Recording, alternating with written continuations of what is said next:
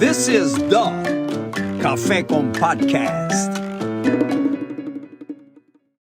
What's up, everybody? I'm Isaac. I'm George.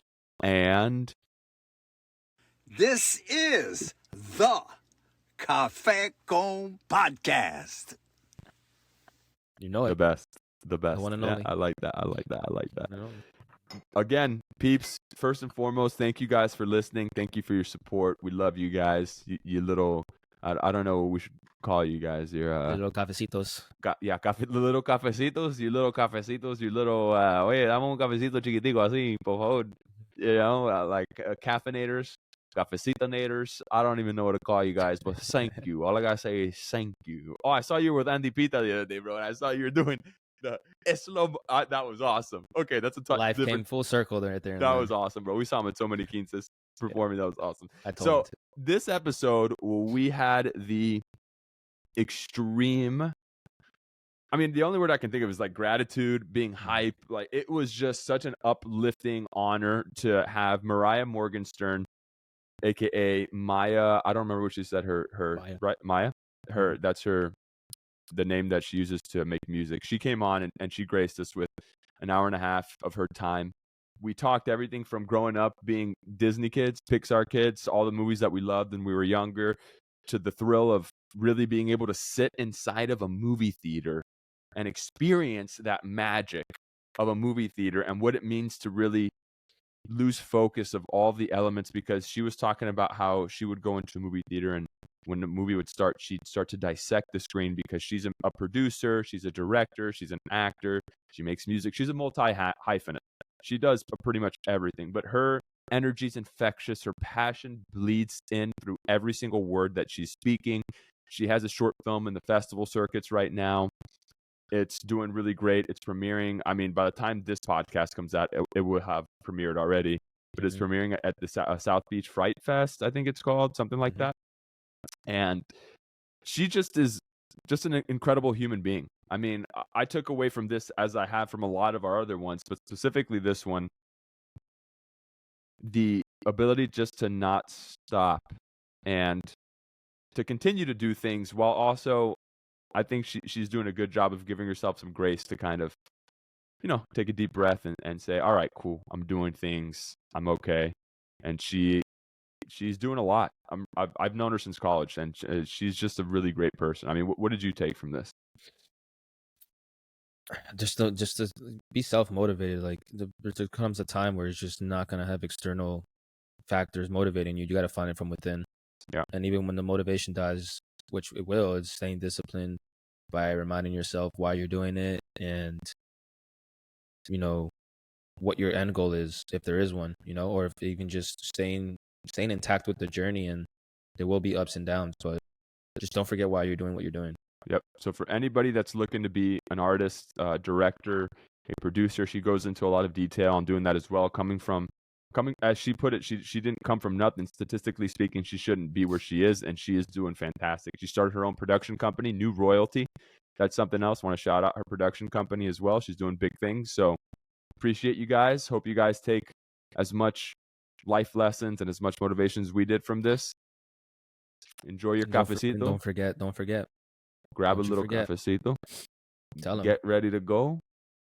Tell them. And remember, for one last time, if you forget everything else, remember this. This is the Cafe con Podcast. Yeah. All right, boys and girls, ladies and germs. Love you guys. You said it's not so simple. We were left stranded in the middle. And your kind eyes, your dark side, those white lies where I saw myself hide. Yeah, in your lies, I saw myself. I should say that you look like someone I used to know. No, you should say you remind me of someone I used to know. That sounds better. Okay. Huh?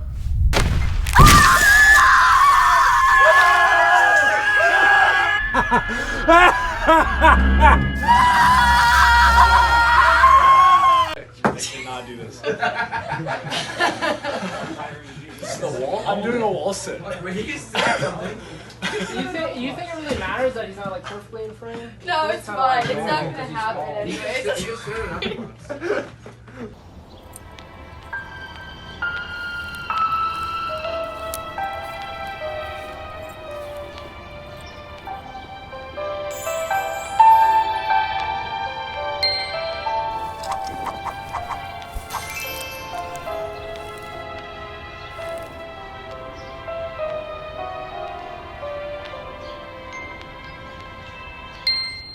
Do whatever's gonna make you feel most comfy.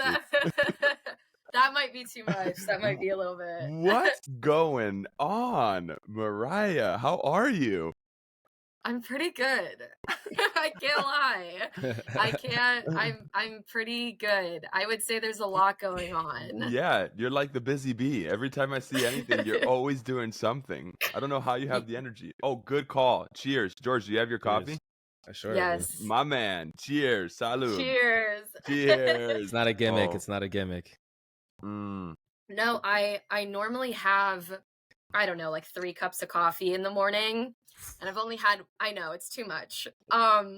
It's a problem, but I only had 1. Like I saved the second one just for this, so I've been waiting all morning. This was actually my first sip of oh my god. That first sip of coffee in the morning is always the most beautiful sip because it's Yeah. like, the day just seems brighter. Did it just get a lot nicer out? I feel so much more positive all of a sudden. I feel so much better. You have such an idealistic version of it. My first cup of coffee is like, let's just do it so I can have another one. Come on. Let's get this thing going. Yeah, like, all right, coffee, let's do your thing. Like, but that's good. What kind of coffee do you drink? So I'm the worst. I have an espresso. I don't know if I'm allowed to say brands, but I have an espresso. So I drink so much of those stupid capsules because they're good. Like you put them in and they're like foamy and it's horrible. It's just convenient. And so I used to work at Starbucks like a long time ago, and that made me the opposite of a coffee snob. So I have like I just drink whatever. I'm like, this has caffeine. It's good. Yeah. Why did that make you the opposite of a coffee snob? Because Starbucks, again, gonna get canceled. Because Starbucks has a very strange like culture in the sense of like everybody knows Starbucks coffee is not good. This is like a fact. Like we all know it's bad. But when you work there, they like indoctrinate you into thinking it's like the best coffee in the world. Like they do these coffee tastings where like you'll literally be at work at your shift and the manager will pull you aside and be like, let's try this coffee. And you have to like taste it and smell it and like write down your feelings about it. And I remember being like, this is too much. This is like, I don't want this. Yeah. So, That sounds very strange. My niece worked at Starbucks for a while. And it's funny. It's like they always have, it's like the super young kids that work there. But I was drinking Starbucks yesterday. It's funny that you said that because I'm still a practitioner of Starbucks, S-Bucks. And the reason why, it's consistent. I just know what I'm going to get. Like, for instance, Sky and I always say that whenever we're traveling, if there's a Starbucks around and we're in some whatever small town, we try to go to small coffee shops. But if we're really just craving what we know is going to get the job done, we're just like, let's just go to Starbucks. Let's just go to Starbucks and get it. But I was drinking this coffee yesterday, thinking to myself, this is not good coffee. I was like, this is not really that great of coffee.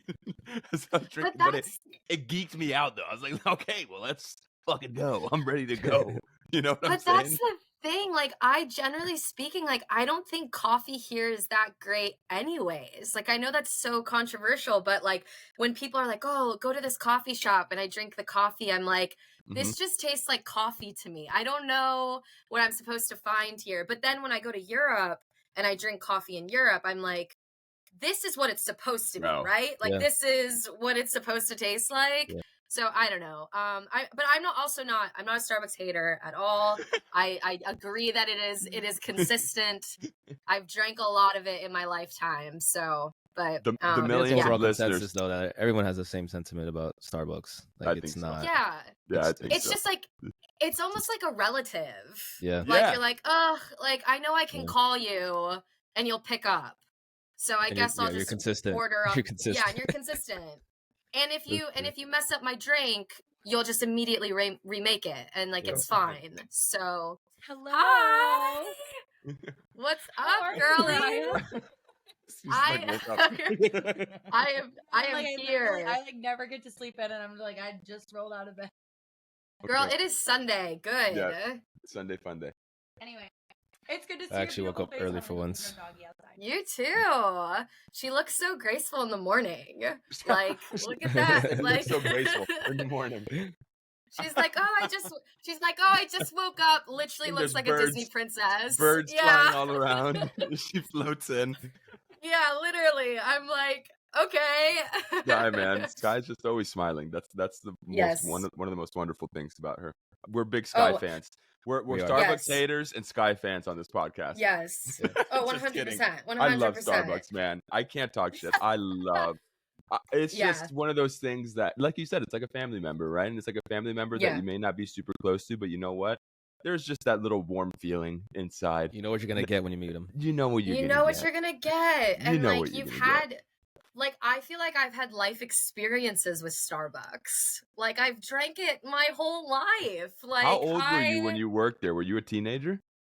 I was probably 16 or 17. Yeah. So I was young.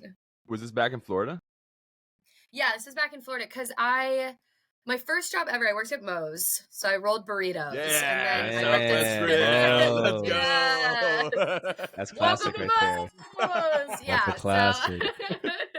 So I worked there, and then I worked at Starbucks because Starbucks, you actually do like you get benefits. They have a lot of really Yeah, great yeah, yeah. programs. Like it actually is a great job. It's a great place to work. And then as soon as I was old enough to work in restaurants and make like better money, that's when I left. But I must have been like 16 or 17 when I worked there. Damn, so you worked in like the restaurant industry more than just Starbucks and Moe's then? Is that what you're saying? Oh yeah, so I got my first job actually when I was like 12. I refereed my. soccer. Yeah. Hey. I know. George is a so soccer player. That's right. Jorge. Yeah, Jorge yeah. is a soccer No. player. I used to be a rep I- too. Yes, I played soccer. I played it Nice. up until college. So big fan. But yeah, but my first I worked in the food industry, got my first job when I was actually 15 at Moe's, and I wasn't actually like legally allowed to work in the sense of like I was so young that like labor laws I could only work like 3 hours. Yeah. But the manager was like, you're gonna be 16 in a couple months. Like you're basically 16. And I was like, okay, great. So I worked at Moe's. I actually became a manager there. So I think I was like the youngest manager Wow. like in, I don't know, at least at that store. And then when I was about 17, I worked at Starbucks. And then pretty much my whole life until I moved to LA, I worked in restaurants. What? Really? Well, How was that? Yes. You know,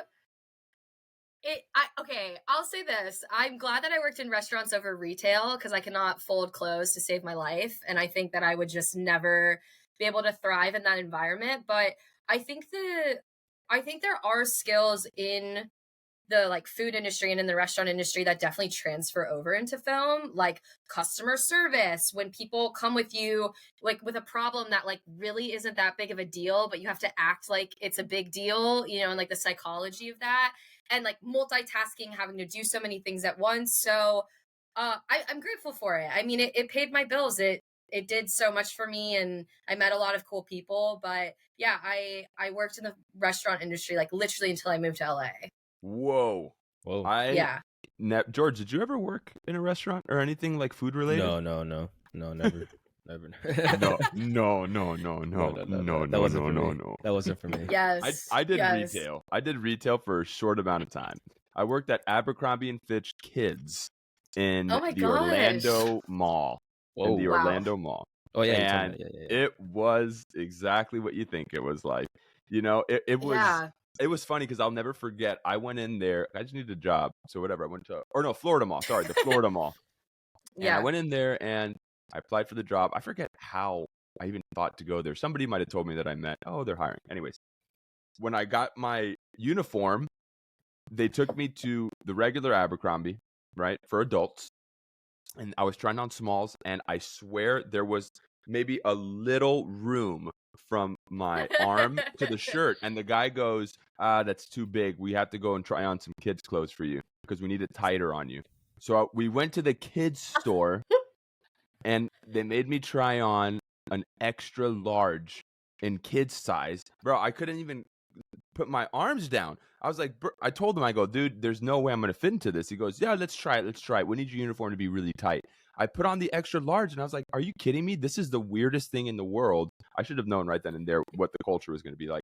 But I eventually got the regular human, the regular adult size clothes. And I was, because I wasn't jacked or anything, and they wanted you to look skin tight. Everything that you had was supposed to be skin tight. They used to have guys with no shirts in the front, remember? Yeah, of course. Yes. That was weird. Yeah, it was really weird. I just I think the thing that's so crazy to me about that is that was allowed for so long. Yeah, for so long, it wasn't even a question that was problematic. Right? And it was and strange. now you say that and you're like, wait, is that even legal? Yeah. Are you allowed to make people wear clothes that don't actually fit them? Yeah. That is. And the demographic was teenagers, so it's yeah, it really didn't make a whole lot of sense. A lot of American young Eagle, and they used to that. pay. It was not great pay. It was not, and I just remember it was the folding of the clothes. I'm not good at folding clothes either. I actually enjoy doing laundry, but we used to have those folding boards. And I used to have to fold the XXLs all the way to the extra smalls, and they had to be perfectly lined up, and the numbers had to be perfectly lined. Like if there was a 7 on the shirt, the stick of the 7 had to be completely lined up. And I would try. I swear, I'd spend 4 hours just trying to fold one pile of clothes because I couldn't understand how the XXL and the XX small could literally line up. It was just crazy. I'm so happy I don't work retail.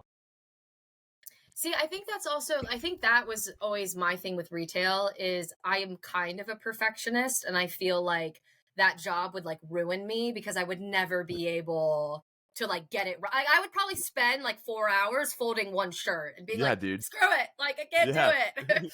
Yeah, so, dude, it was wild. George, what's a job that you had when you were young that you? I was gonna say. Go ahead. Sorry. No, that's it. Continue. You know what I was going to ask. Okay. That you just kind of wow, I can't believe I had that job. Oh, that I can't believe I had that job? I mean, for the majority of times in the summer, I was interning live events because that's what my family does for a living. Oh, that's sick. So a lot of just concerts, festivals, special events. I guess in general because you just meet so many famous people or people that are just so good at their job. See, that's a dope job. That's a cool job. That's a cool job. That is a cool job. Talking about Abercrombie. Yeah, man, I just got to meet so many famous people. I mean, I didn't work a lot during the summer because I had soccer, but with the times I had time, I was working that. Worked at the Dolphin Stadium one summer interning. Yeah, I remember that. From college. I remember that. Wow. That was dope. Yeah, just basically live events. So George and we've known each other since we were 3 or 4 years old. So he was one of my groomsmen in my wedding. Yeah, so we grew up together. So that's kind of how this whole thing started, just two besties, and we wanted to talk to each other. And we were just let's, we didn't, because, I'm out here in LA and he's in Miami. Mm-hmm. He went to Full Sail, actually, which I was going to connect everything. Oh, right on. Did you go to Full Sail as well? No, I went to UCF. So I was in UCF's film program. Yeah. That's where I met Mariah. Oh, okay. Bro, that was a long time ago. Were you originally from South Florida, you mentioned earlier? Or? Yeah, born and raised. Yeah, I was born and raised in South Florida. So what I grew part up did you go to? I went to Boca High. Okay. I went to American Heritage in Delray Beach. What? Okay. You grew up around Boca? High. Yeah, I grew up in the Boca Deerfield area my whole life. Cool. Nice. I didn't know that. Life. I thought you were more Central Florida. No, my first year of college, I actually went to FAU. And then I was in their film program, and I realized very quickly that their film program was not real. Yeah. And so I was like, I have to transfer. I have to transfer, otherwise why am I going to college for film? And that's how I ended up at UCF. That's dope, dude. What about it wasn't real though? Was it a joke, or they just No, so basically this was I don't know if this is true, but this is what I was told. So they advertised all of these really cool classes, like these really cool production and film classes. And then when I was in the program, I was like, where are these classes? Like, why can't you sign up for them? And somebody told me, and I don't know if it's true, but this was the rumor that apparently they had taken like the film program funds and like pumped them into building the stadium and like football and sports. And that was like what they did. So the film program like kind of decimated. And so they did have some classes. Like I remember I took a script writing class, I took a film theory class, but there was no actual film production. And I remember thinking, like, what am I gonna, I'm gonna graduate from film school and I'm not gonna have like a short film or anything to show for. Like, what good does that do me? So all for the hours to go 2 and 10. Jeez. Yeah, literally, like literally. So jeez. yeah, and that was the thing. And I remember being in the script, right? It was like a film theory class, and I remember having this moment of like panic because there were seniors and other people in my class, and I was a freshman, and I remember kind of looking around, being like, "So, like, have you made anything? Like, you know, do you have anything that I could watch or whatever?" Just trying to network, and they were like, "No, I haven't even touched a camera," and I was like, what? And then I kept asking everybody, and they're like, yeah, no. And I was like, you're gonna graduate from film school with no portfolio. Like, how are you gonna, like, this is the most competitive, one of the most like competitive industries in the world. Like, what? So I actually took a semester off. I thought I was going to, I heavily considered just dropping out and moving to LA. And the determining factor was, if I got into UCF, I would stay in school. If I didn't get into UCF for transferring, I was going to just move to Los Angeles at like 18 and see what happened. So, Wow. yeah. 2 questions. How do you think you would have fared in LA at 18? That's my first one. Oh, you know, I think that it would have been a messier experience. Mm-hmm. I definitely, I think I would have still like worked really hard and like fought to get where I needed to go and all of these things. Because I've kind of always been that way, and I don't think that would have changed. But I definitely think I just would have had to have learned. I would have had way more learning curves, I feel like. Yeah. I feel like there would have been way more things that would have like hit me, and I would have had to have like digested it and like figured it out, and probably would have been way more naive as well. I am one of those people. There's a lot of people, and I'm sure you've heard this, that are like, film school is useless. Like, don't go to film school. Yeah. And I think some people, like, if that's your experience, that's fine. But for me, like, film school is everything. Because I also, like, I actually went to class. Like, I found that, like, a lot of people that were like, film school sucks, like, wouldn't even go to their classes. But I really, like, film school was so formative for me. Like, it was so important that I went to film school. And so, yeah, I think if I had moved to LA at 18, it probably would have been just like, who knows? I would have figured it out, but it probably would have been with some like, oh, yikes, you know, moments. Yeah. I think messy is a good way of describing it, because I think about that too. I think about, what if I would have tried to have gotten into a school out here at 18, just knowing where my mentality was at 18. Yeah. Wow. It would have been rough, because I would have definitely have gotten lost in the sauce for sure out here. Mm-hmm. You know, I would have gone down some sketchy paths, which I delved in Orlando, but it's much smaller than Los Angeles. So that's why I was like, so correct me if I'm wrong. You specifically do like post editing and like videography and directing, correct? So my primary job, so I founded a production company. It's called New Royalty. So I shout out. So shout out. So I mean, I executive produce a lot of projects, which basically means I just oversee.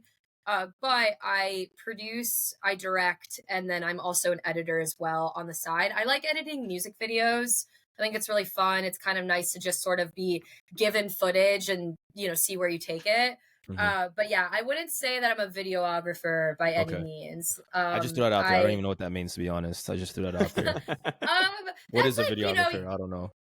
like a videographer. So if I'm just gonna. Is that the person with the camera on their shoulder or no? Well, yes, I think like videographers traditionally. So like if I was a videographer, I'd be around with like this camera and I would just be like filming, content for people. So maybe it's like social media content or branding or things like that. Like a wedding videographer. Think about the people that were at our weddings. Wedding. That are at the wedding. Yeah, it's different than a cinematographer. I think a videographer, it's like you said, you shoot weddings, you shoot events, you shoot things Music like videos, things of that caliber. Yeah, but like a cinematographer or a DP would shoot like a music video. So I work with like a lot of DPs and no, the reason that why is. I asked that go is ahead. because when you were in college, did you know immediately what you wanted to do in the film industry? Yes, I knew that I wanted to be. How did you know that? How did I know that? Yes, I knew that I wanted to be in the film industry. Like literally like from the age of 5. Wow. I like knew that, and it started with Pixar. I was a Pixar kid. I remember I watched Toy Story, and I was just like, this is what I want to do with my life. And so Classic. I originally wanted to be an animator, and I was like, I'm going to go to school for animation. And then as I got a little bit older, like maybe 10, I realized that like animation, as I learned more about it, like animators, when they work on a film, they spend 3 years on that one film. And there was something about that just kind of was like, I kind of want to be out more. Like I want to be on location. I want to be doing live action. I think that's more for me. And so when I was around 10, that's kind of when I was like, I want to direct, narrative, feature films, live action. I want to be able to travel. I want to be able to, do the cool things. I think watching Harry Potter, like behind the scenes footage is like really what sold me. So it's like, golden. This is so cool. But yeah, I always knew, and it never changed. Like as I got older, it was like, yep, I'm going to pursue this thing. Yep, I'm going to pursue this thing. So, I was very fortunate that I never had that sort of time in my life where I was like, I don't know what I should do. What should I major in? Like, I totally, I empathize with like that struggle because I just can't imagine what that's like to like not know what you want to do and have to try to discover it with like so much pressure. For me, it was like, it was always there. So I was like really fortunate. George, do you remember when you were talking about Harry Potter? This is because I used to be obsessed with the Lord of the Rings. I love the Lord of the Rings, and they always used to come out around my birthday. Do you remember when we were kids that we used to go to the movie theater, like MovieCo, and we used to rent out like the front 2 rows or whatever for the birthday parties, and we would just sit there watching the Lord of the Rings? I don't know why that memory just came to my head. Well, I know why, because you're talking about Harry Potter. I actually have a question based, actually 2 more questions. First one, the last time I saw you, maybe it wasn't the last time. Maybe it was maybe it was the time before last I saw you. You were heavy into only wanting to shoot on film. Is that we talked about that? Is that still your sort of goal to only do that, or have you changed? No, not have at you all. deviated? Not okay, at why? all. Expound. Not Expound. at all. Expound. Here's the thing. I think shooting on film is so beautiful. It's such it's very expensive, first of all. And it's so beautiful. It's so texturized. Like there is something about it that is like historic, right? It's so true to like the art of filmmaking. That's like where it all started. And I developed 35 millimeter film. So like I'll shoot stills or, shoot on, disposable camera even, and I'll develop it like in my kitchen. And that's something that I really enjoy doing. But in terms of as I've learned more about the film industry, as I've gotten more experience, I don't think every project calls for shooting on film. And I think intention is really important. Like, yes, if you shoot on film, there is a certain level of clout associated with it. Like immediately people are going to be like, yo, that's so cool. Kodak, all this other stuff. And that's awesome for its own reasons. But I just don't think every project requires it. Like there's some projects that I've directed where if we shot on film, like I think it would be a little contrived. Like I don't think it's necessary. So intention is really important to me. And I think back then I didn't know as much of like digital cinema cameras as I do now. And so now that I know about all of the different glass and the way that, you know, different lenses can sort of evoke different feelings, and also just like digital versus film, I'm like, yeah, maybe it's not necessary. That's so interesting. Yeah, It sounds like it goes beyond genre, right? It's more of just like what mood you want to, like what intention you want of a mood. Is it kind of? Because I'm fascinated. Yeah. I love that type. I talk to That's Isaac what I about was- this all the time. Yeah, that's what I was gonna ask. Talk about that. You mentioned the emotion that you want the glass Yeah. to evoke, or that it can evoke. What? Just talk a little bit more about that, because that is a very fascinating topic. Yeah, so glass is the colloquialism for lenses. So if you hear people say like, "Oh, that's such like pretty glass," they're typically talking about the lens, right? And so, you know, I'll give you an example. Like the movie Her. When the movie Her came out, they shot on Cook lenses, and everybody uses that film for a long time, right, as like a visual reference of like, this is cinema. And there's just something about it, right? Like the lenses and the way that they shot it, it's so soft, it's so creamy, it's very you would almost think like this could have been shot on film.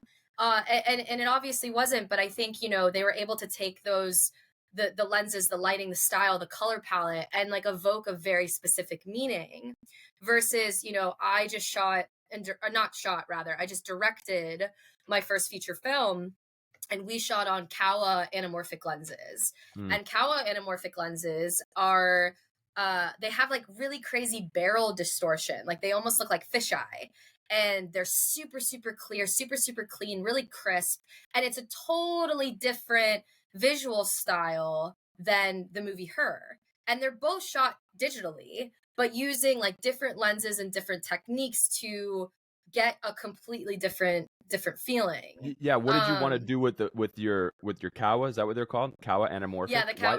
Why did you choose to do those? Why did you choose to use those? It was the conversation between the DP and I. They're really funky, and we were making this very like quirky coming of age drama comedy rather. So I was pulling a lot of references from Scott Pilgrim. And I think I could be misquoting this. I'll have to be fact checked, but I think they also used Kawas on Scott Pilgrim. Maybe they didn't, but definitely the lenses that they used for that, I think, were very no. They used Panavision lenses on Scott Pilgrim, but our lenses are like similar.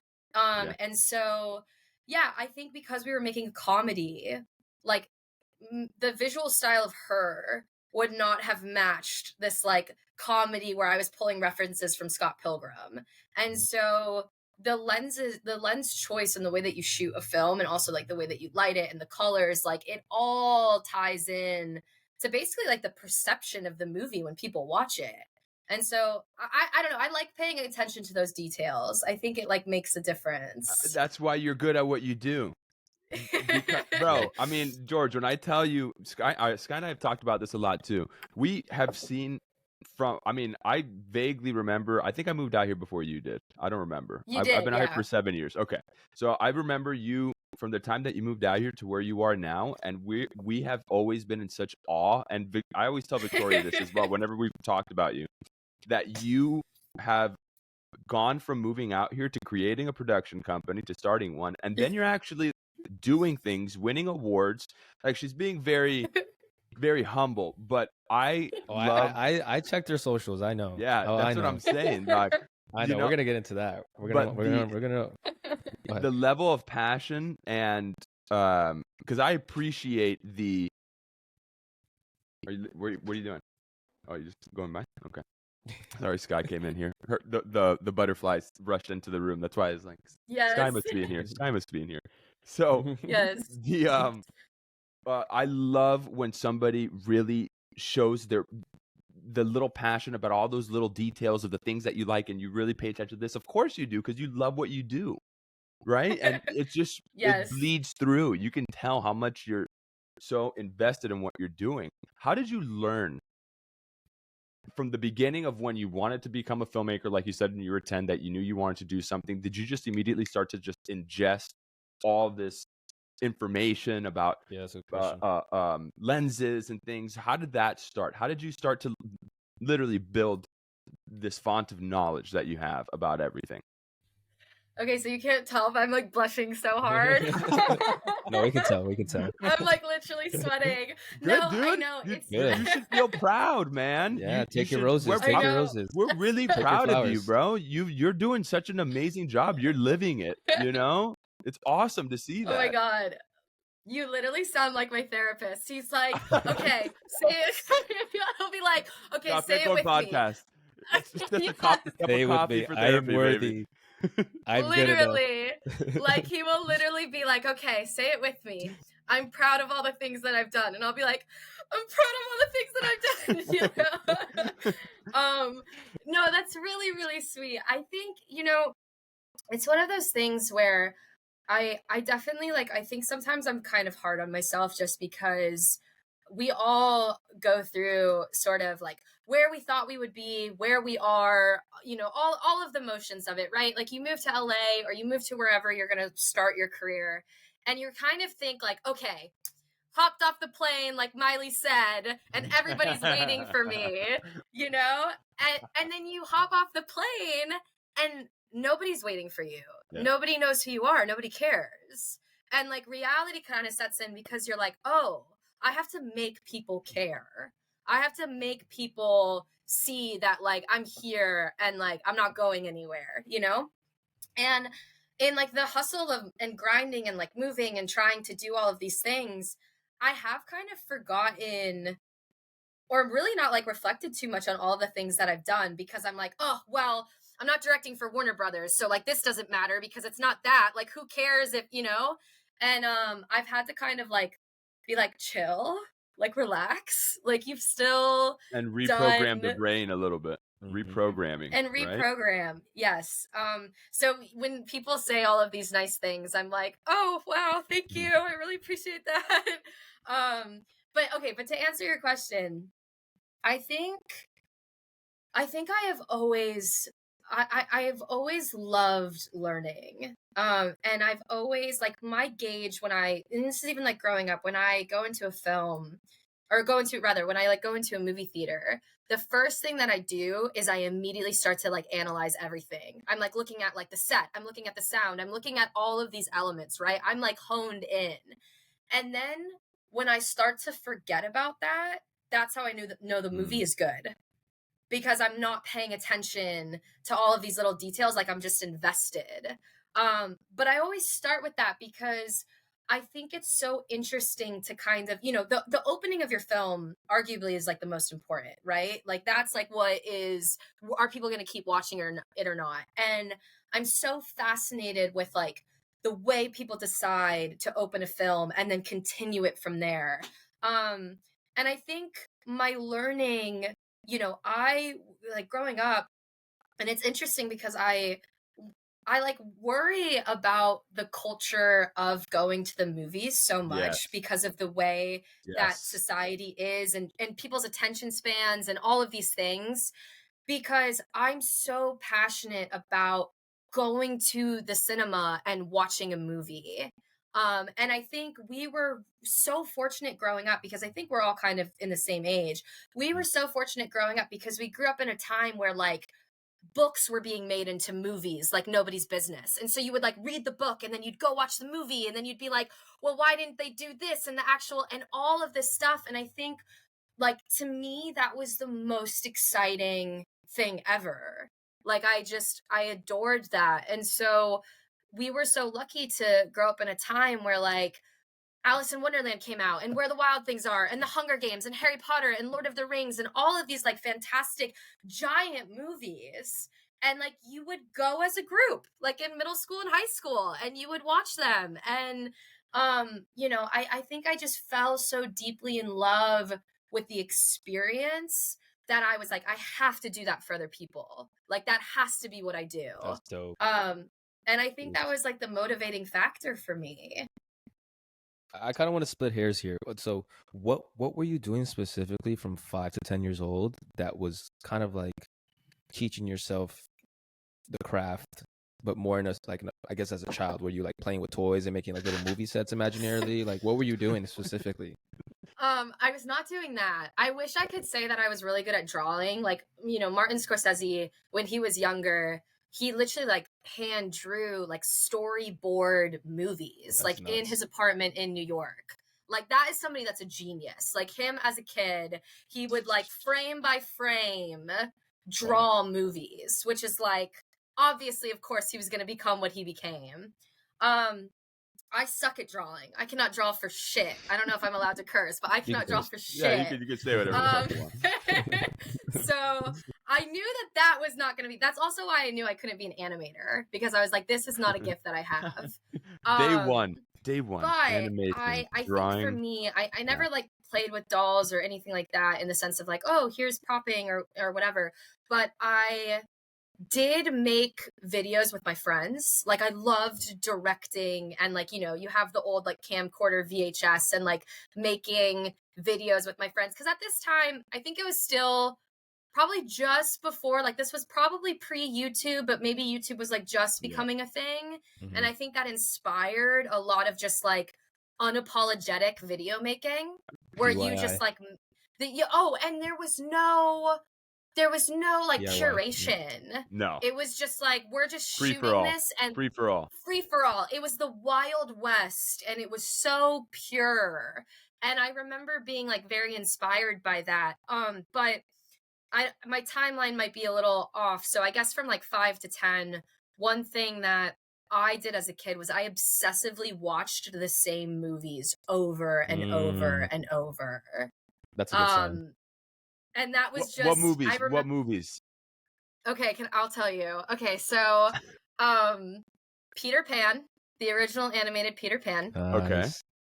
I watched it over and over and over. I think because the soundtrack was so beautiful, and I think also too when you think about, like we were just talking about film, like when you look at like the animation of that film is gorgeous for the time that it was made. It's like it's a beautiful movie. It's a beautiful movie. Toy Story for sure. Home Alone, like how could you not? You know, how could you not? Keep the change for the end. Man. Yes, Home Alone. And Harry Potter, the first Harry Potter movie was like so formative for me. Because, and this is like a side tangent, but one of my like absolute dreams as a director, and especially as a female director, is I want to direct blockbusters. Like I want to do the big fantasy movies and action and special effects and all of these things. Because one, that's like what changed my life growing up. And two, like women don't really do those movies. Yeah. Like there is not very often that a woman gets to direct. Like a woman never directed a Harry Potter film. Like I would love to direct a Harry Potter movie. But that's a whole side thing. And then this is so embarrassing. Garfield. The Garfield movie. Embarrassing? The live action. Oh, the live action. Okay, I'm sorry. The live action Garfield with Bill Murray. I one day when I was a kid, I was sick for a little bit. I had an exposed artery on my face. So I had scratched it off or something, and basically my face would just bleed nonstop. And so I had to I was like in my bed, I could not get up, right? And I swear to God, I watched the live action Garfield movie 100 times in one day. I just restarted it from and I actually rewatched it, and it kind of It was the first of its kind. It was the first of its kind in a sense. Oh, and can I just say that I think they did CGI animals probably better than the live action Lion King. I'm sorry. Oh, bro. Oh my God. Can we go into this really quick for a second? Please. For 1 second. So Lion King was the first movie that I ever sat in a movie theater. I was a child. Aww. Right? That's what my parents told me, at least. And I was obsessed with that movie. Yes. Talk about watching movies over and over and over again. I used to watch the VHS over and over, and I would rewind it, start it again, rewind it, start it again as a kid, right? I would remember that too. Bro, Lion King, to me, that's one of the greatest stories, and I know it's based off of whatever Shakespeare play. I forget what it is. Hamlet or something, Hamlet, right? yeah, it's like Hamlet. Yeah. So, Sky and I, because she hadn't rewatched it in a while, so we watched it at least once a year. Every frame of that movie, the original, the 1992 one, or the 93 one, there's a purpose behind every single frame in that story. There is no wasted space. So when the new one was coming out, I've never seen Sky hype up a movie like this ever before in my life, because Hans Zimmer did the soundtrack again. That first soundtrack is iconic. That was his first Oscar, right? So we were pumped. We were just so excited. We go to the theater and we're sitting there and we're watching it, and then we leave and we were just kind of we said, okay, that was okay. And the thing for me that happened was, and I loved that movie. I liked even the dude that played Scar. I liked Chiwetel Ejiofor. I really liked how he did it. Yeah. They just took all the expression out of the animals' faces. So therefore, when Simba turns around and sees all the wildebeest running towards him, where Mufasa, spoiler alert, where Mufasa dies. When he sees the wildebeest in the original one, his eyes go up like that, and he goes, oh, he's scared. And in the live action one, he looks and he goes like this. That's it. There's nothing. It's just it's a normal lion, and he's just running away. It looked like a Nat Geo documentary, which is dope. I'm really glad that they were able to do that. However, I felt nothing, and that's where the beauty of that movie got lost for me in that. Yeah. So I got to see it because of those reasons people have told me.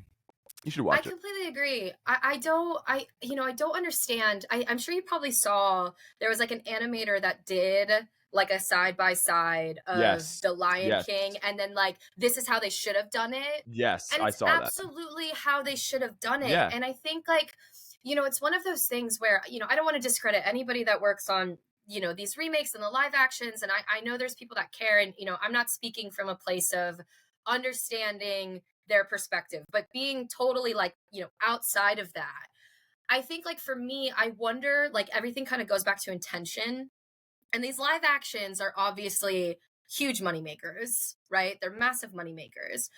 And so when you look at the originals, and especially when you watch like the behind the scenes, and definitely like animators like doing their thing, you have these like people in their 30s or whatever acting out like animals and like making expressions and like pouring their heart and soul into these films. Like they believed in it so hard, and it makes you wonder like where is that now in some of these films that are being made? Because I always feel like if you're going to make something for the fan base, right? Like you really, really, really have to take that seriously.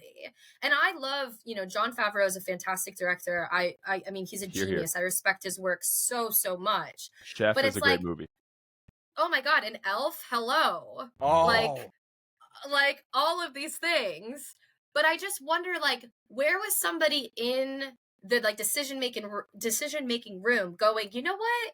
I think people would really appreciate this more if like it looked like a realistic version of the actual animals and not like a Nat Geo doc.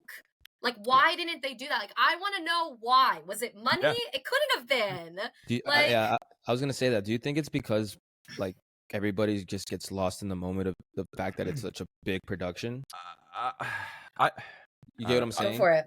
Like you lose the detail of like those little things. Well, I think what happened was that they were trying to break a mold in terms of showing how realistic they could make something look. Yeah. So I think that was the intention, was look at how realistic we can make this thing look. And so for me, I'm huge into, as yourself, watching behind the scenes and hearing how showrunners talk, how writers talk. I'm fascinated by stories, right? And I remember watching Greg Berlanti, the guy who did all the CW DC shows, right? He was talking about, I think it was Greg Berlanti, talking about The Flash, and how somebody at Comic-Con or one of these panels, excuse me, was talking about how the science isn't really factual, how the science in The Flash isn't actually accurate to how science is in the real world. And he said, fair, that's a fair point. However, in our story, we have set up these boundaries, these lines, and the science exists within those lines, and we never leave the rules of the world that we have established. That's where Game of Thrones got lost for me in the last few seasons. Was that they started to go out. They started to go outside of the boundaries, the rules of the world that they had set up for 6 previous seasons, they had set up these rules for the world. And then they were like, nah, screw it. We're gonna go outside of those things. Same thing with the Lion King movie. The rules of the world, there were certain animals and they all looked the same. That's the thing. Certain animals could talk, and then they would talk to another animal, and the animal would only make an animal noise. So in my mind, I'm just like, okay. For instance, in the original, oh, I just can't wait to be king, all the animals were in on it because they all could talk to each other. In this one, there were some that were just kind of like, ooh. And it was, and it then separated the ones, they all looked the same, but in my mind, I was just kind of, it didn't make sense to me. The rules sounds like set. it was a little too stoic in general, right? Like, I don't know if stoic is the word I'd use. I think that it was, stoic might be a good word because the animals had little to no expression. Like that, and I think one scene you mentioned was just he didn't raise his eyebrows. He just stared exactly. into the distance. And I think that their intention was to try and make it as realistic as possible, which they did. They were trying to break molds with CGI. I watched some behind the scenes with Jon Favreau and all this, which they did, which is dope.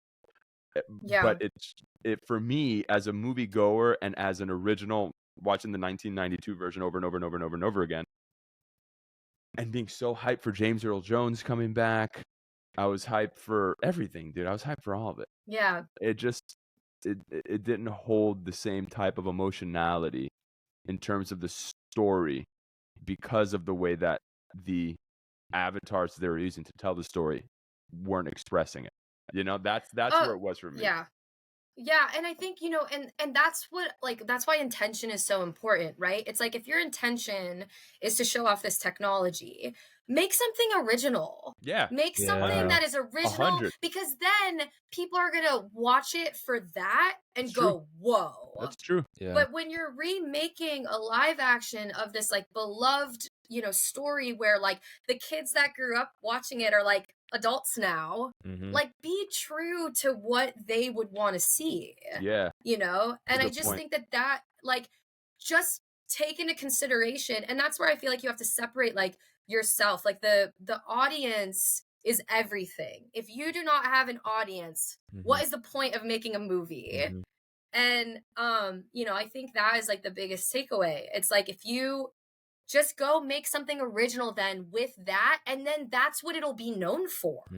It's whoa. And I think people had the same aversion to the Little Mermaid live action with the CG that they did for that, because everyone was like, what the hell? What is this?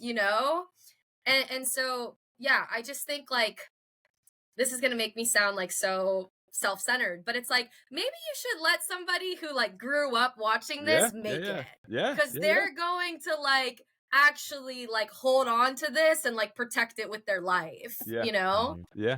So anyways. No, dude, that makes sense. Perfect sense. That makes sense. Did you watch Aladdin? I'll be honest, I did not watch Aladdin. I have a tough time with these live action movies. Same. For two reasons. One, because I would love to actually make one. So I'm bitter. I'll be honest. I'm ugh, damn it. I should be doing that one kind of thing. But also I just I really do. And here's the thing, you shouldn't comment on anything unless you watch it, right? You need to give it a fair chance. And I believe in that.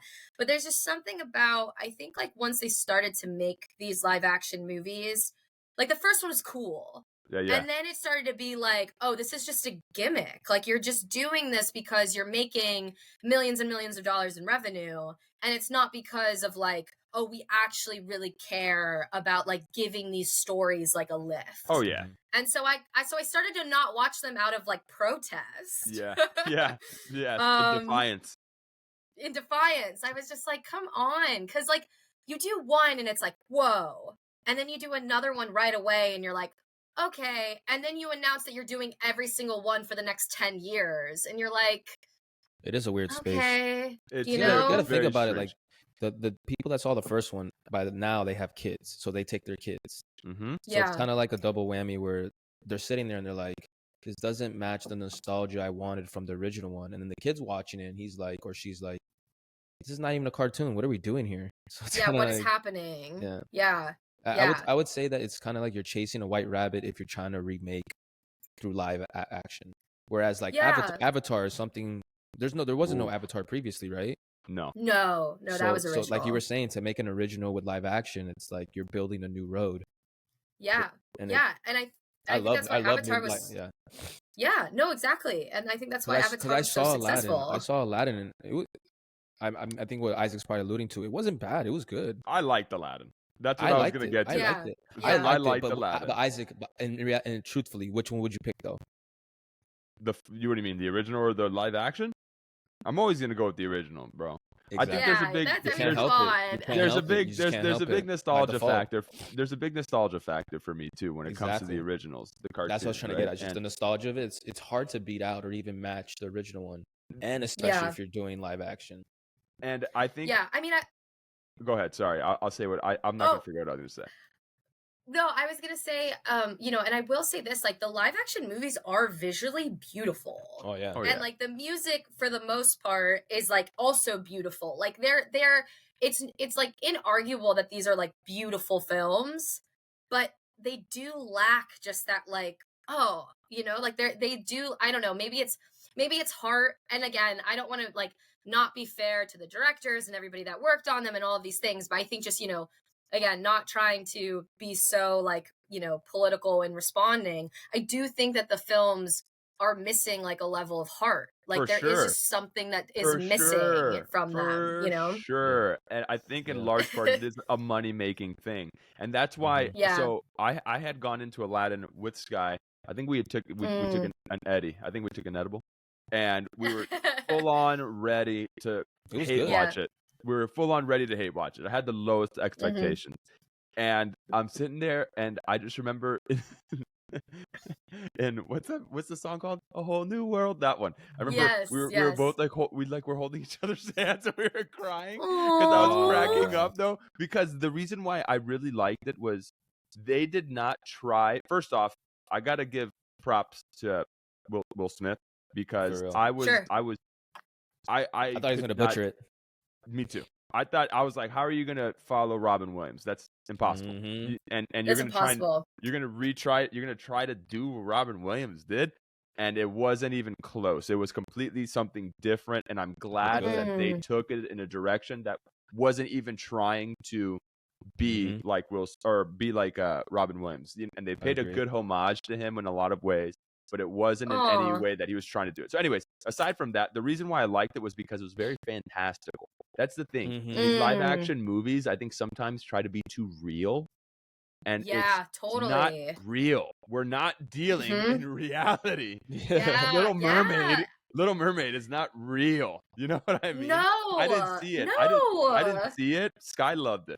I didn't see it, but and a lot of these, I think what's missing is that this is not real. It shouldn't feel like it's real. It shouldn't feel real. There should have a certain heightened reality. It should feel surreal because it is. It's somebody's not flying on a magic carpet. I don't look outside my window and say, "Wow, there goes somebody flying on a magic carpet." It's 100%. Do you think that's what Lion King fantastical? Yeah, I think Lion King just tried to. I mean, again, not to round about again, but we don't know what like. they were trying to do. I just think they were trying to groundbreak it and make something like Nat Geo. Like, I just think they were really trying hard to just make something look like it was from Nat Geo. And I don't know, like reality, like you said. Yeah, because it starts to tap into like Uncanny Valley, where you're like, Yes. I don't actually feel comfortable watching this. Yeah, I'm like, I can see this at home for free. I don't need to pay. That's the other big thing, and I gotta give a certain amount of props to Tom Cruise and his PR people, because his PR people know how to swing somebody's reputation from one thing to the other. Whoever his PR people are, they're doing a great job, because now everybody's like, Tom Cruise is the last, whatever, which he is. He is amazing. And one thing that I will say, I went to go see Top Gun. Did you see Top Gun? I did not, and I know that's a crime. I know, like everybody told me like this is the movie of the year. A like bald this eagle's is like gonna fly into your room right now on fire and just start pecking at you. I know. I have to watch it. It is on my list. I have not seen it yet. It's I have so not seen it yet. worth that. It's on That's what I Amazon was gonna Prime now, I say. think. Yeah, it is, and it holds up at home as well. I watched it at home the other day because I was Oh like, let me see wow. if this, I wish I saw it in holds up theaters at though. home, bro. That's what I was gonna Mm. say. Is that movie was worth every penny that you paid. And I went to go see it in an AMC where you know how they have sometimes the director and the star come out on the screen and they say whatever, like a little pre-movie interview. And Yes, yes. Tom Cruise was stressing how he had been trying to make this movie since the early 90s, the sequel, but it Wow. just wasn't right.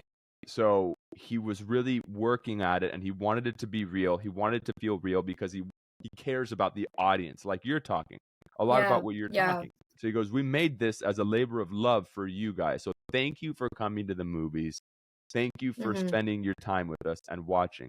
And I have another quick anecdote, and then I want to lead us into a different place. Denzel, I believe it was Denzel and Steve Harvey were hanging out one day in a restaurant, and people were coming up to say hello to them or whatever. And Denzel told Steve Harvey, watch the difference of how people, when they come up to me to say hello and versus how they come up to you. So people would come up to Denzel and they'd be like, hello, Mr. Washington, I love your films, blah, blah, blah, whatever. And then when they'd come up to Steve Harvey, they'd be like, Steve, what's going on, man? How you doing? It's nice to see you. And then Steve Harvey was like, yeah, why is that? And Denzel said it's because when they go to see me, they have to get a babysitter for their kid. They have to get in their car, drive to the theater. They have to pay $12, $15, and then they look up and they see me on a 30-foot screen or 50-foot screen, however large it is, right? A 2-story screen. And it's usually and then when they see you, they see you in their living room at home on a TV with the family. So you're part of the family. For me, my face is larger than life. For you, you're part of the family. That's why people come up and talk to you like that. But where I want to lead us to is you were talking earlier about the culture of going to see movies nowadays. Because I also think about that too. And I've made an effort to get my ass up and go to the movie theaters because it's my favorite place. One of my favorite places in the world is the second that those lights dim and you're sitting in a movie theater and you hear the speakers really turn on immediately. Yeah. I feel like I'm at home. I love that feeling. And I think that just the whole. You've made it infectious too, by the way. Who? Me? You, between our friends. Oh, yeah, bro, it's because it's the best. We used to go every Friday. Talking about when we were growing up, we used to go every Friday to go and see a new movie. Yes. Every It was like it was a cultural phenomenon. You had to, because movies were coming out so frequently. Like you wanted to be able to talk about it at school. Like if you didn't see it, then you weren't able to talk about it. And then people would talk about it and you're like, I don't want to hear it right now, Stop. Yeah, man. Totally. It was the best. Going to a movie on a Friday or a Saturday, it's the most fun in the world, dude. And you make it an event. It's amazing. That's one thing that I appreciate about Barbie and Oppenheimer. I think that those were. Have you seen either one of them? So I have to do my Barbieheimer. It has not. I'm gonna go do it probably. I've been really busy, so I'm probably gonna do it next week, or maybe I might do it this week. I might have time before I leave for a trip. Go. Ooh. I have to go. For work or leisure? No, my film is never for leisure. I have my one of my short films that's competing right now in festivals is actually premiering in Miami next week. Ooh, so yes, so where in Miami? Where? So it's called Popcorn Frights. It's a film festival in South Beach. And so we were selected actually back in April. So I wasn't allowed to announce it until it went public last week or within the last 2 weeks.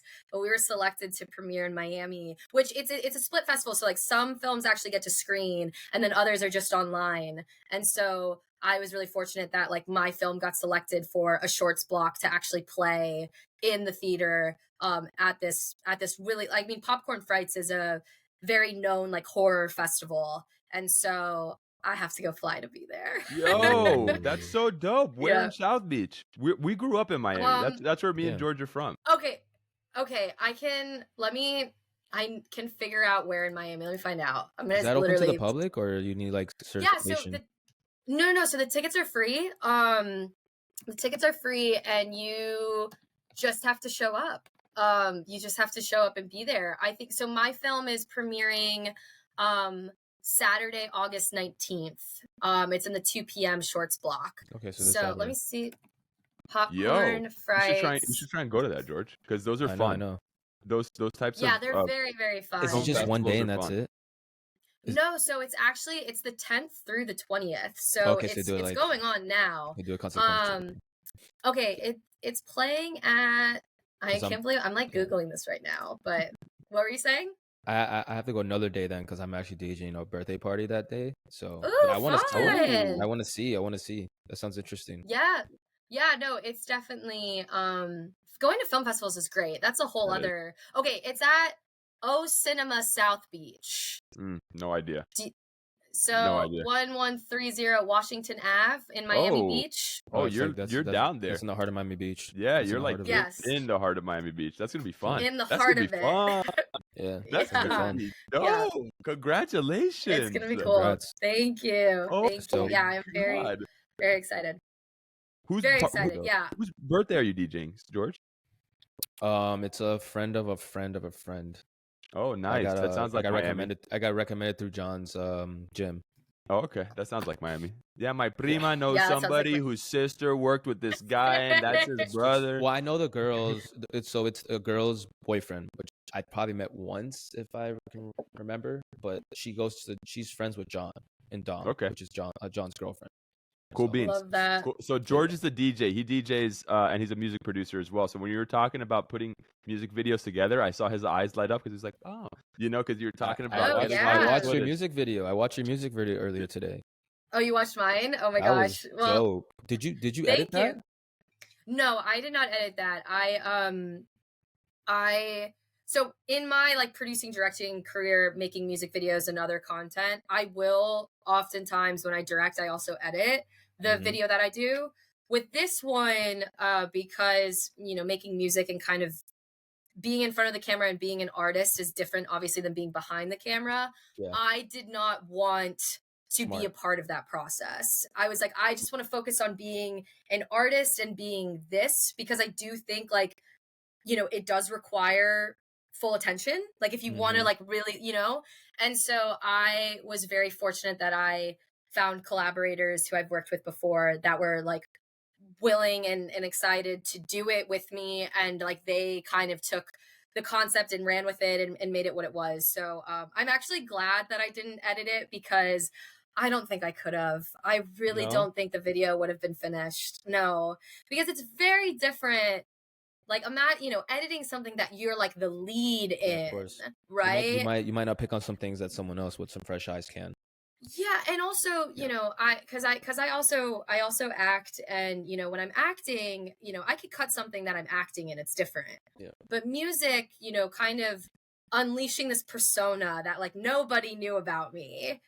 It's so vulnerable, and you're like, so, for me, like I have made and collaborated with massive, massive artists that like chart billboards. And so to put myself into that environment, knowing that like, maybe I won't be compared, but like, oh, you've worked with like insert big artist name, and now you're trying to say that you're also in that. Mm-hmm. That is so like the pressure I felt. Yeah. And so I just don't think I would have been able to like really do it justice, because I would have been like, oh, well, this isn't what, this person, and I don't have this, and, all this other stuff. So I know exactly. I really felt like I had to hand it to somebody and say like, just take this and I trust you, and like, we'll just see what happens. But yeah. When I make music with one of our friends, Brandon Rose, which we had on a couple episodes before, he raps and I send him music to rap on. We usually have a friend of ours mix it, because you're just so in it the whole time trying to get the production right, and like you need to change like the pre-hook into something else, that at that point you need to send it off to somebody else with fresh set of ears. Yeah. I Yeah, you realize that. do. You do. And I think, I'm sure we're all familiar with the term, but like there is, and I don't know exactly what it is, but it's like there is a point where like, even if you can do everything, like you shouldn't. Mhm. Like, yes, I can direct, I can edit, I can produce, I can be an artist, but like Mm-hmm. I don't need to do all of that for every single project. And it's actually better to like, here, you take it now. Mm-hmm. You just reminded And me that recently, sorry to interrupt, but before I no, forget, no. recently we threw an event, Hugh and I, and we were both performing the event. He was and another one of our friends. Yeah, one of our friends that we had on. He also DJs, but we both were DJing the event and hosting the event, and it went swell. Like if you were everybody we asked from the outside looking in that came as a guest, they said they had a great time, but the process itself of trying to do both, it's a nightmare. It's a lot. It's doable, but if you just get somebody else to come in and just bring their little sauce to it and more of an unbiased third party type of feel, I like you set yourself up for a better outcome, I would say. Yeah, Absolutely. and I produced a short film. It's still under construction, as most short films are. You know how it's finishing. Whenever I see somebody that made something, George and I have talked about this in previous episodes. Whenever somebody makes something, I'm like, good job. If you just finish something and you're a filmmaker and you make something, good job. And then if it's good, I'm like, double good job, because first off, good and bad, in my opinion, is subjective. A lot of art is, you can have 100 people stand in front of a painting and tell them to describe to you the painting in 5 words, and you're going to get 100 different answers. It's never going to be the same. Totally. So I produced a short film and I starred in it, and we did it here in my apartment. And it was a lot of fun. However, I found that being head producer and lead actor for a very small budget short film, I am not in a place in my life where I can do both, right? Because while I'm in the process of acting, I'm not, I think it depends. Every single time I'm doing a project, it always depends on what your process is going to be. I have pretty much framework for how to start it. But then, for instance, if it's a heavy thing and you're on set, I like to kind of be by myself, not really talk to people, so I can kind of stay in that mind space. But if it's light or frothy, it doesn't really matter. Anyways, it was a heavy thing. And people were coming up to me, asking me a bunch of questions, blah, blah, the whole day, and then be like, okay, ready, we're ready for you. So I wasn't able to separate the process of the actor versus being the problem solver in the producer hat. And I figured out that day, if I'm going to do one or the, right now in my career, I have to do one or the other. I can't be a hands-on set producer, right? Whatever it is, line producer, whatever the proper terminology is. I can't, in my own creative capacity, be both right now because 100%. it's so hard. I'm not giving the story justice. And to me, acting comes first. That's how I got into this whole thing. The story, actually, let me go back. The story comes first. Always, always, always. If you do not have a good story, it's going to be hard to have a good anything when you're making, especially in filmmaking and things like that. So I figured that out doing that. That's what I wanted to ask you. How are you able to balance out or just talk about the different experiences that you've had in terms of producing something that you're acting in? Have you produced something that you're acting in? And how have you found the balance? Okay, cool. I see the smile and nod. So go into that. I can say that I've talked about this at length because I'll say that there is, because we all have access, right? There's so much access to equipment, cameras, microphones, the means to make something, right? Because technology is what it is, and it is, there's tiers of affordability. I think access has caused a lack of like clarity in terms of like what these jobs actually require and the attention that they need. And there was this phrase in film school that was really, really common where the professors would always be like, anybody can be a director. And I so disagree with that. They'd be like, anybody can be a director. You all have cameras in your phones. And I so disagree with that because, like, yes, you can take your phone and you can shoot something, and you can take a DSLR or whatever and you can shoot something. And yes, that's true. But to diminish the artistry, the time that it takes, the technical knowledge that you have to really be a great director, it's like, it is not comparable. It's like I spent years and years and years studying this craft. And to say that, like, oh, anybody can do it just because you have a camera is such a disservice to the artistry of it. Mhm. You know, it's like you wouldn't go to a lawyer and say, well, like, oh, anybody can be a lawyer. Yeah. And it's like, well, no, you had to like study for the bar and work your ass off. Like, art is no different. Filmmaking is no different. Mhm. And I think, you know, there is this sort of like title chasing of like, oh, if I'm on a project, I want to be the director. I also want to be the producer. I also want to be this. And it's like, I've had to mentor and tell people so many times, no, you don't. Mhm. You don't want to do it because filmmaking, like especially, filmmaking is hard. Wow. It is a trade. It is hard labor. You are on set for minimum 12 hours a day. Sometimes you're on set for 16 hours a day. You are working with your hands. You're exhausted. You're moving. Your brain is having to process all of these things. It is a laborious job. It is a laborious career. And I always tell people, like, filmmaking is a trade. It is not just like this, oh, you go on set and everything. Like, there is so much that goes into it. If somebody does not know what they are doing, you could literally die on a film set. Yep. Like, you know, somebody that does not know how to rig, even in like the simplest ways. You hire someone that doesn't actually know how to rig, and one of those lights falls on somebody, it could actually kill them. Mhm. Like, it is a serious craft. And so to diminish the idea that every single person on the film set is just like, oh, well, you could just do all of it. It's like, no, please don't. You know, and I do think that you can be a director and a producer and an actor and this. Like, I'm an example of that. Yes, you can do all of these things, but doing them independently of each other, like taking a project and just solely focusing on that one thing that you were hired to do, is the most fulfilling thing. And it's also going to keep you mentally sane. You know, I'll give an example. My short film that I referenced earlier, Death Ann. It is a horror comedy. It is about an improv team that gets abducted and they have to play improv games to the death. And it's very silly. It's very gory.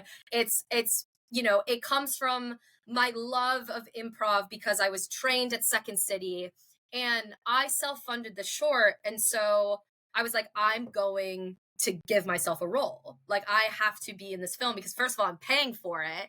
And also it's going to be fun.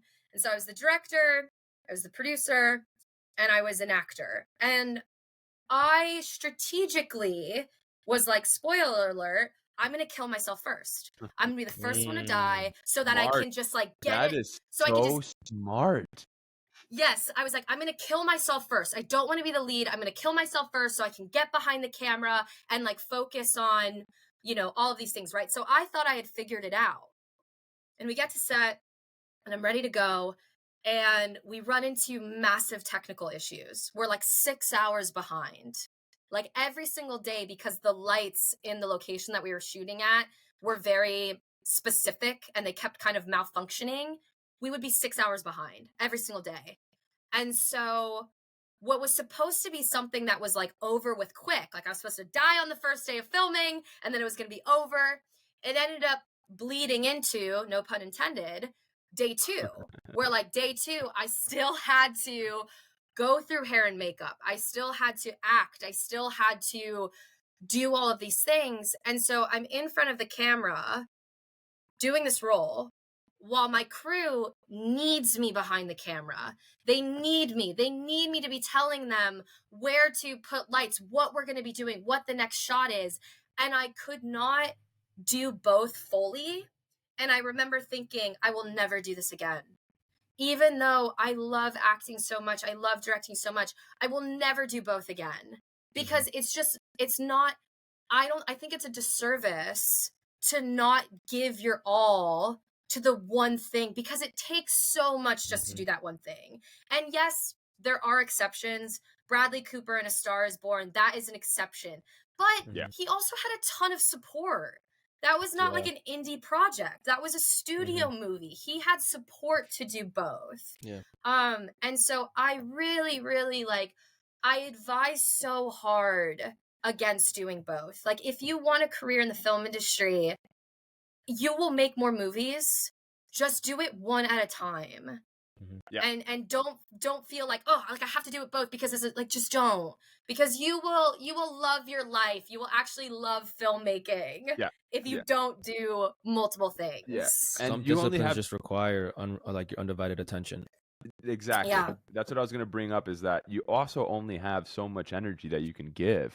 So you're going to be the saying, spreading yourself thin, quite literally. When I found myself giving 75% towards the acting and then 25% towards the producing, so it wasn't as if I could give everything I had to the acting, even though even though I gave 100% each time, I only was at 75% capacity, right? Versus I was going to bring up, what was I going to say? You're talking about Bradley Cooper. You're talking about, A Star is Born. Yeah. So I saw Leonardo DiCaprio, an interview with him, and somebody asked him, do you ever want to direct? And he said, you know, I've never really thought about it. If something comes down the line when I'm older, further down my career, maybe. But I don't pay attention. I don't know how to direct because I don't pay attention to directors when I'm on set. I'm in my lane doing what I do 100% because that's what is required of me. So it's not like when I'm working with Scorsese that I'm walking behind him paying attention to everything he does, because that's not what my function is on the set. My function is to be an actor. So I'm 100% as an actor right then and there. So I just remember, you know, of course, like you said, there's exceptions to everything. Bill Hader and Barry. I don't know if you've watched Barry. But again, he has a lot of support, dude. Yeah, I mean, and it's also, and keep in mind, like, it's also Bill Hader. Yeah. One of, like, the most talented, funniest, genius. Like, he is, like, iconic. Yeah. You know? Yeah. And, like, his artistry is something that will be more appreciated, I think, a little bit down the line. Like, I think if you know Bill Hader now, you're fortunate because he's so freaking smart. Unbelievable. Like, yeah. So I agree. There are exceptions like Barry and Bill Hader for sure. No question. He even talks about what you were talking about, though, that he was saying that sometimes he'd be on set and he'd be directing an episode and, you know, he'd be working with the gaffers and making sure everything is lit right and everything is in place. And then they'd say, okay, Bill, we're ready for you. He goes, ready for me to do what? And they'd say, you're Barry. We need you in the frame. And he's like, oh. And he would just look at the lines and then just go and do it because he wasn't thinking about it, which honestly, this is the weird thing about acting in particular. Sometimes when you're not focusing on it, it's better. You know, totally. Sometimes when you relieve tension, it's not just acting. I think with a little bit of everything in life, proper preparation, right, is always key. If you fail to prepare, you're preparing to fail, right? John Wooden. So I'm sure that shout out John Wooden, my man. So look, crossing industries here. Started in Starbucks, going to UCLA basketball. Let's go, baby. Yes. So it's just one of those things that if you prepare, obviously you're going to be ready to play when you're put in. But I think that sometimes, I don't know for yourself, and you guys can all chime in on this.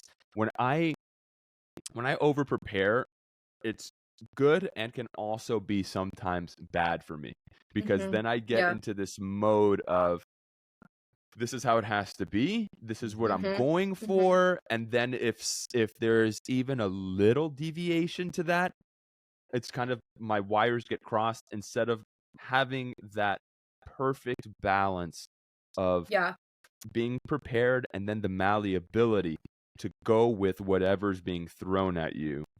For instance, with you, George, as a DJ, crowd comes into play quite a bit because you could prepare a certain, or actually speak to that. Do you prepare which songs you're going to play in sequence, or do you just kind of see how the crowd is going and then you change? You never what? Never. When I was in college, I used to like throughout the day that like I'm in class or something, I used to think of, okay, what's the first song I'm going to play? Right, just to get the party jumping, and 90% of the time I'd play that song. But after that, I mean, I have my playlist, but you don't want to do that because then you're such set in that way and that frame of mind that you kind of like forget the crowd's there, and that's the last thing you want to do. because then that can become super obvious, even to people that don't know how to DJ. So it goes along the lines of what you're saying right now. Yes, you want to prepare a playlist. Yes, you want to practice transitions. But there's plenty of times I'm transitioning into another song from the previous song that I've never even done while I'm practicing, and it still comes out good because if you don't do that, you're not. It's kind of like anything that has to do with art. You're having a conversation with the audience. Yeah. So like the moment you stop that, it becomes a little narcissistic. You become tone deaf to the room. And then what's the point of it then? Art is to have a conversation with the person that's listening to the art. So no, you prepare, but at the end of the day, you need to use your skill of improving, your skill of just being in the moment and being a human. So yeah, you have to just read the room and read the moment for what it is. Like you said, there's 1,000 different ways to say a line, but maybe it comes off of the way you said it dictates like your co-star, the way they told you their line, right? Maybe they were a little more sad on the second take, so you have to oblige to that. So that's kind of my answer to that. That was awesome, bro. That was beautiful what you said. And actually that brings up a new question that I have for you, Mariah, because we've had a director on before, and we've had various actors on, and you're kind of in both, right? You've been in both. What is what have you learned in terms of directing style from both sides? So what have you learned as an actor and then a director in terms of what kind of direction you like what has been good direction that you've received, and then how have you learned to give or understand how to give good direction to an actor in order to achieve what you're trying to achieve? So from both sides, just talk about like good direction and or bad direction on both sides. Yeah, absolutely. I mean, I think my personal opinion is I think every single director should take acting classes, 100%. even if you have even if you don't, 100%. Want to be an actor, because I think the psychology of acting is very fascinating. And for me as a director, because I do both, like I am a trained actor. I am in SAG, strike, like, let's go, baby, shut it down. I'm here for it. I'm a trained actor, and I have taken years and years and years of acting classes, both like, your traditional acting and also improv. And that is invaluable as a director, because I know what it feels like to be embarrassed. I know what it feels like to have somebody watch your acting and make you feel so small. And then you're in your head and you're like, why am I even doing this? And understanding that, like, when people pursue acting, like, actors have to love it so much because of how hard it is. It's like the one thing that brings you joy is dependent upon somebody else's subjective opinion. That is like nothing. Like, I can make music in my bedroom all day. I can't act to no one. And being an actor, like, you have to understand how freaking hard it is. And I have so much respect and love for actors for just keeping it up. You do an audition and you pour your heart into it and you never hear anything. And I know what that feels like. I mean, I have had could have been life-changing auditions. And you do all the prep, and you do, you go to the dialect coach and you do all of these things, and you're like, okay, this could be it. And you hear nothing. And there is nothing like that. I think in any career ever, there's absolutely nothing like that.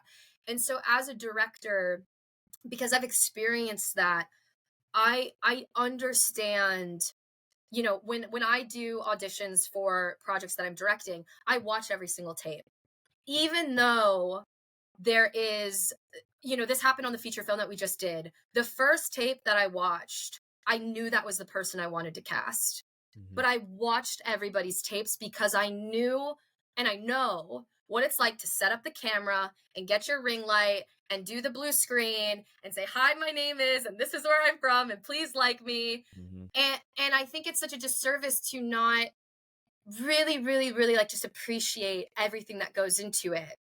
And so when I'm directing, talk to actors so much. I show actors the monitor. There are directors that don't believe in showing an actor the monitor because, I don't want them to get into their head. No.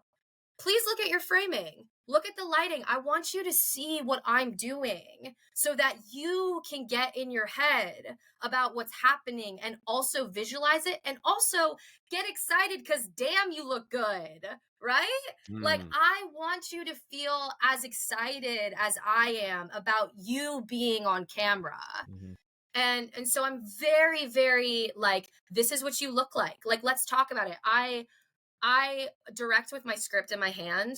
So I am like a director that carries my script. Like, this is the script for my feature that I just did.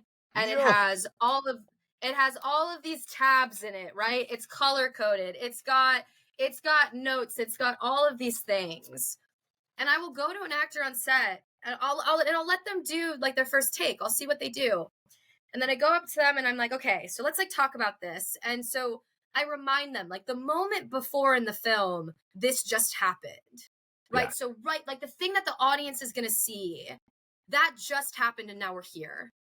And so, like, what was your choice? Like, what were you thinking when you said that? And I'm like, okay, can we try it like this?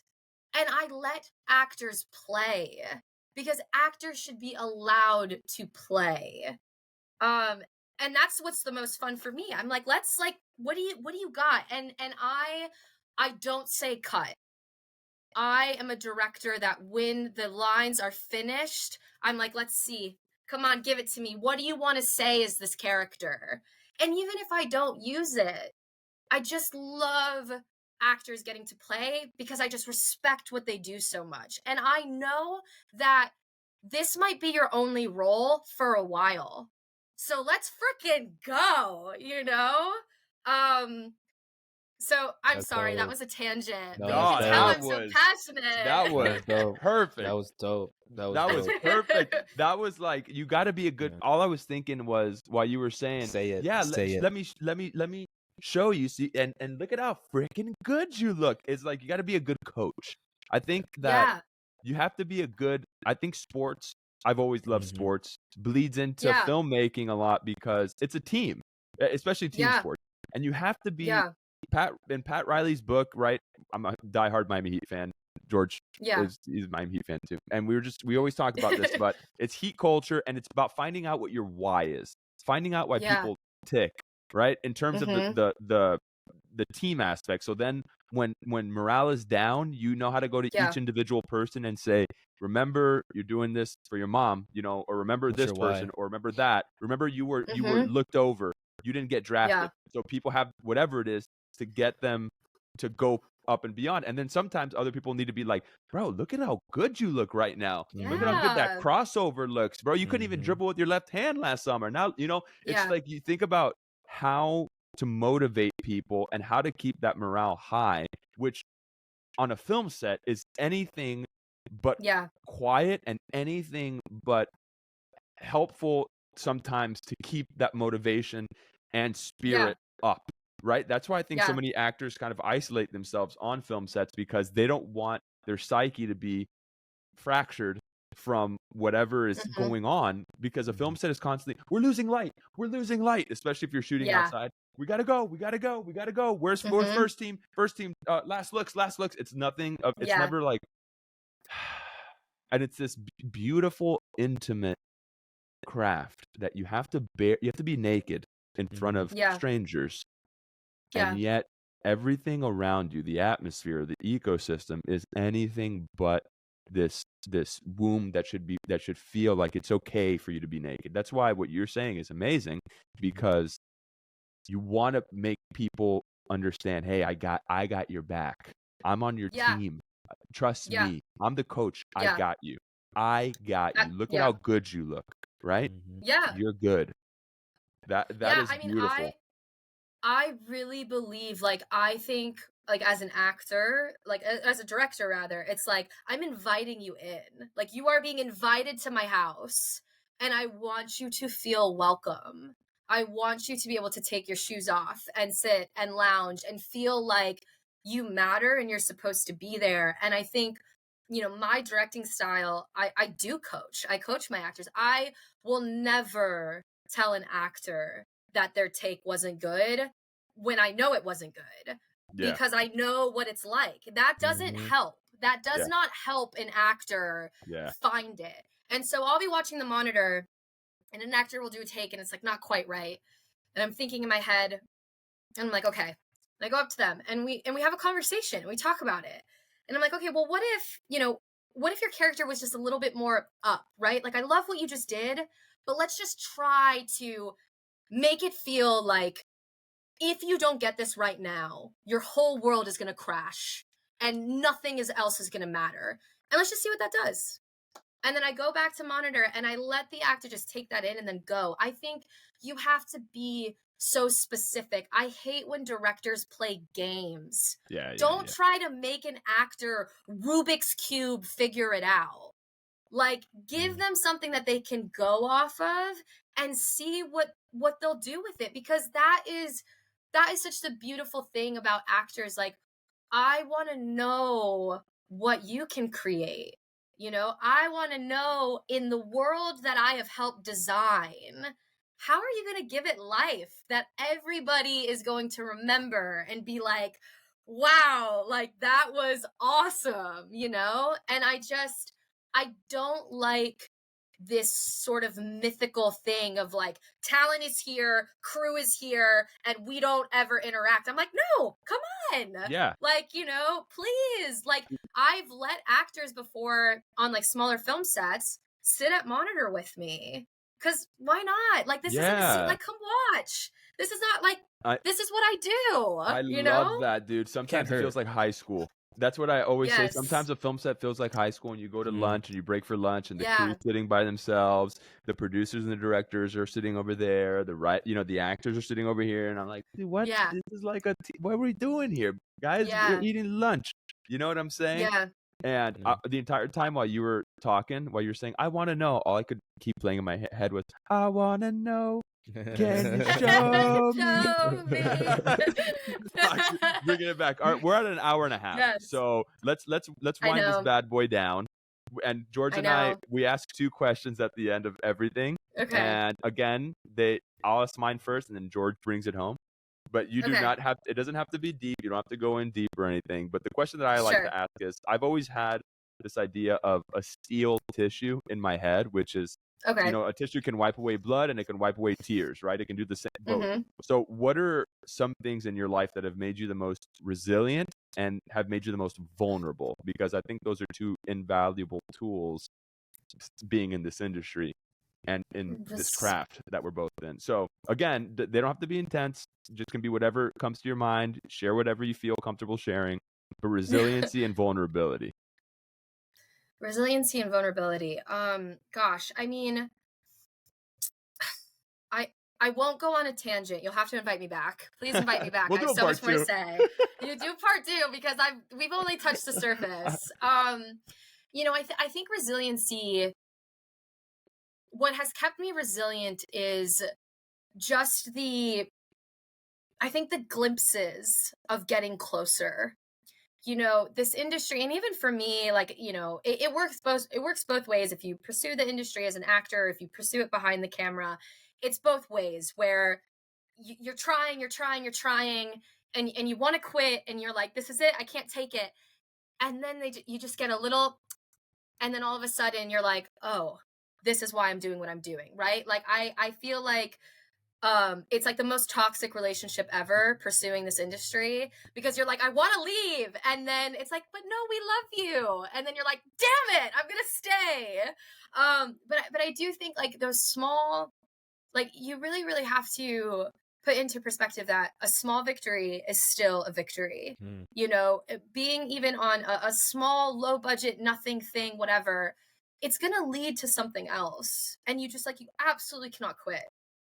And my resilience has come from the fact that, like, I have been knocked down. I have had people tell me, that I was never going to be a director. When I moved to LA, I got pigeonholed as a producer.